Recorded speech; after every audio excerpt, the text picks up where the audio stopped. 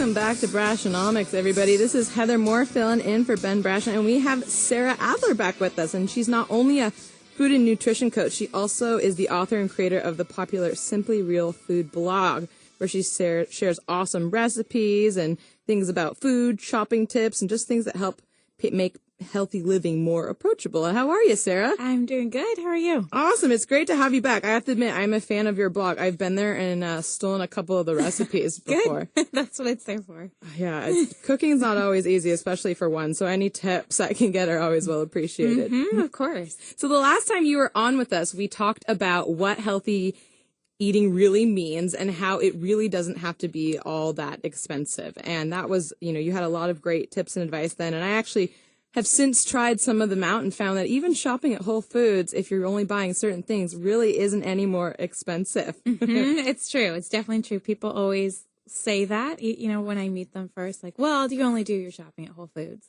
And I say, yeah, because it's easier to find stuff at a place like that, whether it's Whole Foods or any other natural store. But if you're buying the right things, it doesn't matter the grocery store. It's not going to be that expensive. But if you're buying a lot of the processed crap, then it will be expensive no matter where you go. It's kind of like people putting their heads in the sand, like what I was talking about in the monologue. Is just you're making up an excuse before you even try or figure out how to make a change. Right. So, before we wanted to talk about some top mistakes that healthy people make when it comes to nutrition. But before we even get into that, I would love if you could kind of give everybody listening just your thoughts, briefly on what eating healthy really kind of means. Yeah. So eating healthy is more kind of about, I think, the quality of your food and how natural, how normal it is compared to something that's been manufactured or man-made or processed in a lot of different ways. So it's kind of going back to the, older world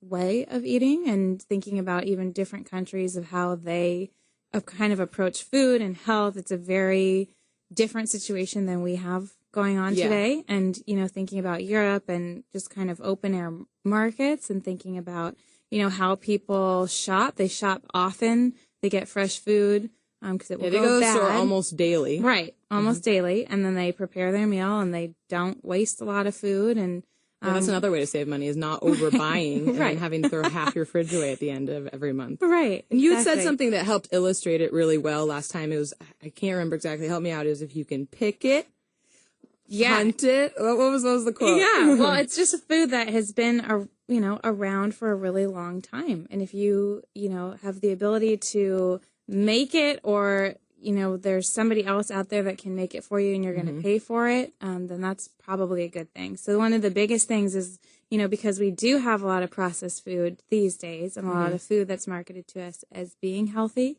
the most important thing to look at is really your ingredients, like on a label. Because to be honest, people are going to eat stuff that is packaged, and that's just kind of the way that it's going to go. Everybody's so busy, but at least paying attention to that one thing is like, can you recognize the ingredients, and could a little kid, and could they pronounce it and know what it is? And could you make it if you had the time? Right.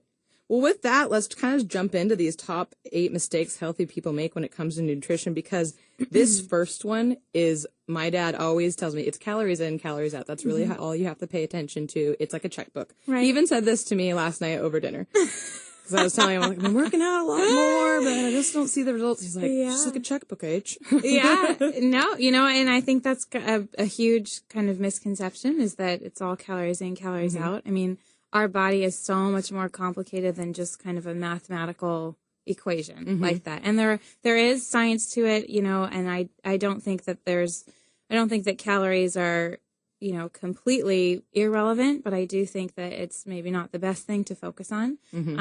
Because in truth, the way that our bodies kind of digest food is very much more on a hormonal interaction of what happens, and through the digestive process than just, what you're putting in and how much energy you have to spend at the gym. It's so much more complicated than that.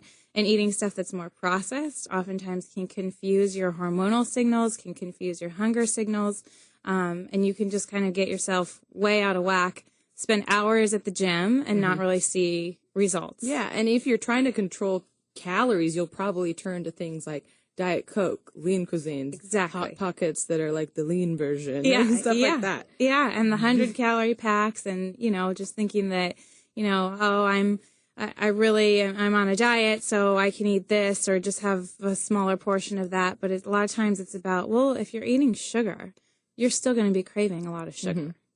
And maybe that would be more the question to focus on, is maybe thinking about taking out some of that sugar and getting out the artificial sugar so that you stop craving it so much in the first place, instead of having to go down the road of just saying, well, I'm just going to have a 100-calorie pack, and not ever addressing the fact that you crave and need sugar like every couple hours. Well, and a lot of people, like we had talked about it before, these things are marketed as healthy food, but they're sold at they might even be sold at Whole Foods or something like that. They're organic, but they're processed.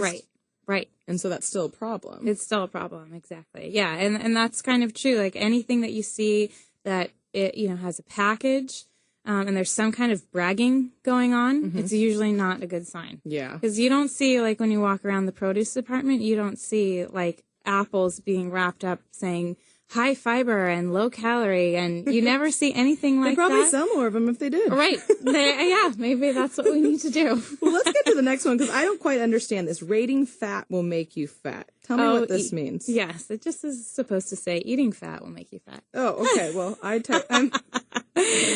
small typo on my outline here. Eating fat will make you fat. Yeah, I think that a lot of people really kind of do. There was a huge kind of push back in the 90s about eating low fat, and there was a huge worry about heart attacks and cholesterol, and this makes so much more sense now with the slight one-letter change too. And that it kind of scared a lot of people away from fat, and so you think about all now everything's light, everything's non-fat, light cheese or non-fat yogurt, or things that we have kind of been conditioned to think that fat is a bad thing, and I actually think that fat can be a great thing to eat as long as it's fat that is more naturally occurring. Yeah. So you said that, the more processed a food is, the worse it is for you. And all those things are more processed than their original state. So exactly. That makes sense. Yeah. This is another interesting one. I don't know if we'll have time to get all of them, so I'm picking and choosing right now.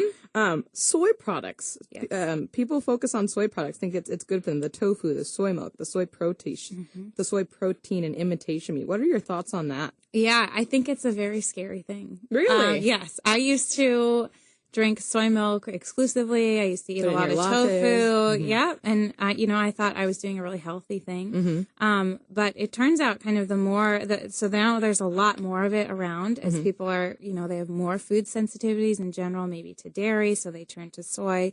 The problem with it is that most soy in this country is genetically modified, most soy and corn. And the only way you can really get away from that is by doing organic sources. Even if it is an organic source, the soybean is just kind of a tough little bean, and it has so much acid around it that really there has to be a lot that's done to dissolve that acid or ferment it off in order for it to actually become digestible in our systems, and in order for it to not create a lot of inflammation. So it can be a big, there's kind of the older forms of soy that have been around for a long time. The miso, the tempeh, like things that are more fermented and organic, but modern day, like tofu and soy milk and soy protein and soy crisps, and anytime you check a food label and you see that on there, it's usually not a good sign, because it's a cheap filler. It's used as protein because we're always taught to think and only focus on eating a lot of protein. But it's kind of the source of it, where it's coming from, can have a not great effect, even hormonally too, on your body and system. Well, I don't know about everybody that's listening, but that makes me feel better, because I hate soy milk. Yeah, there you go. So permission. I have permission granted to just sun it. Yeah, exactly. So another one that I thought was interesting, it was about coffee, and I replaced coffee with Diet Coke, so I'm already breaking some rules here. But some people think that coffee will help you lose weight. I think people think the same thing about cigarettes too. So yeah. They seem similar, but kind of tell us a little bit about what coffee kind of does to you internally. Yeah, and it could make sense if you think about it, like, well, it kind of like revs me up, gives me energy, and so therefore when I feel like that, maybe my resting metabolic rate is just higher all day. But what actually ends up happening is that it it spikes it really high, and then you also kind of get this really low. And that a lot of people don't, and a lot of people don't realize, like they think of it just maybe in that moment, and they don't think about actually, well, how did they sleep the night before? You know, how hungry were they? Because a lot of people, like when they have coffee, it actually revs up your whole entire system to make you more hungry. To kind of keep you from sleeping well. If you don't sleep well, you have a much more of a tendency to crave sugar, to crave more food in general, as it goes through the day. Not that coffee's bad. I like coffee. You know, I'd say to stop entirely. Right. But just that if you're using it as a tool for weight loss, it can actually mess things up quite a bit more than help. We have time for one more, and then these are probably available on your blog too. If we're not going to get all to all of them, right? Okay, so we're here with Sarah Adler, food and nutrition coach, and the last one I want to talk about before we go to break is that 5 mini meals are better for weight loss than 2 to 3 regular meals, because I hear this all the time. In fact, I had a trainer sit me down and tell me that I needed to be doing this the other day at the gym. Yes, and I think that it's kind of one of those things that I think it would be better if more people focus just actually back to meals, because everybody, what's in the meal? When you're eating a meal, it's probably, there's a higher chance that you're going to be eating vegetables, maybe some meat, maybe some fish, maybe some potatoes, things that are kind of really good whole foods, natural foods. When we're taught to eat small mini meals throughout the day, a lot of times, even if it's healthy, clean food, it can be much more reliance on nuts and fruit and keeping the snacks metabolism up and so you don't crap. metabolism. But like, think about that overall. 5 mini meal. What does a mini meal even mean? I mean, it just means you're going to be eating more often. I just don't like the concept of it. Yeah, and it's harder to plan. It is more work, but if you can focus on just really kind of not going to benefit from that handful of pretzels you Right. have at 11:30. Yeah, exactly. That is not really going to help your metabolism keep, stoking the fire to help lose weight. Like, if you think about it, that actually doesn't make sense, being told to eat more so that you will lose weight. Right. It's much more about what you're eating, the quality of the food, the ingredients that matter more so than that. Absolutely. Well, thank you, Sarah, so much for coming on again. That was Sarah Adler, food and nutrition coach and owner of Simply.Real.Food. And if you want to hear more about her tips and her advice, go to her blog. What is it again, Sarah? It is Simply.Real.Food.me. Perfect. Well, thanks so much. That was Sarah Adler. You're listening to Brashenomics, and we'll be right back.